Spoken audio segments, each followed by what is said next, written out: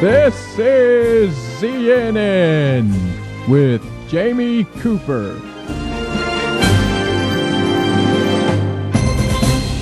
And good Tuesday morning. This first portion of the news brought to you by the Athens News-Courier. Frank, notice how I'm standing as always doing the news. I notice you're standing while you're drinking coffee this morning. Frank's ready to go this morning. Hey, you can also text Gloria at 603-4848. Email ztv@jamiecooper.com. She can get it right now. And we are live streaming. I'll talk more about that in just a moment. Front page of the News-Courier this morning. Man killed on Highway 20. This happened yesterday. Decatur man was killed early Monday morning in a wreck on Alabama 20, according to Limestone County Coroner Mike West.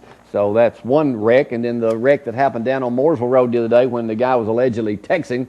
Georgia man is accused of running a red light on US 72 and causing a fatal wreck. He has been released from jail on a $10,000 bond. Also, an Athens couple, now I'll come back to this story later too, was arrested Friday, charged with endangering a child after their 5-year-old tested positive for cocaine. Said we don't believe they gave the child the cocaine. We believe the child came in contact while at the residence. And one of them was also charged with violating terms of a probation on 2 counts, possession of a controlled substance. Come back to that a little bit later. And this story too in the News-Courier, but it's also in all the other papers. Those pushing for a new gym out at East Limestone High School will have to regroup and try again. In a 4-3 vote last night, Limestone County School Board members rejected Superintendent Dr. Barry Carroll's recommendation to accept a $4.16 million bid to build a new gym. Now, we will come back to that story in just a moment also. Congressman Parker Griffith was in Athens this past Friday.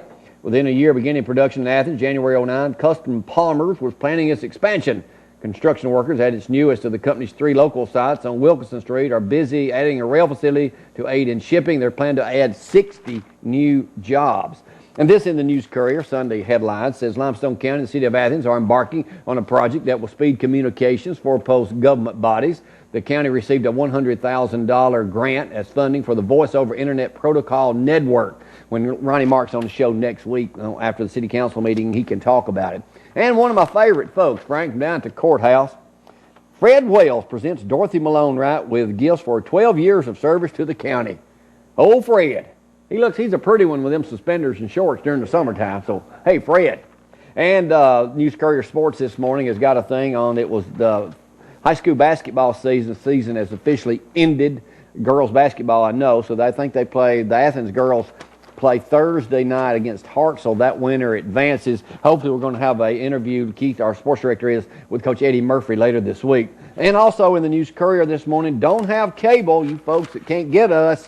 Now you can. We are live streaming at 6, noon, and 9 p.m. So now we'll be letting you know all this good stuff is going to be happening with that. So you will be able to get us all over the world when we live stream at 9, 12. And also, we're replaying the morning show at 12 o'clock. And obviously, again, at 9 o'clock at night.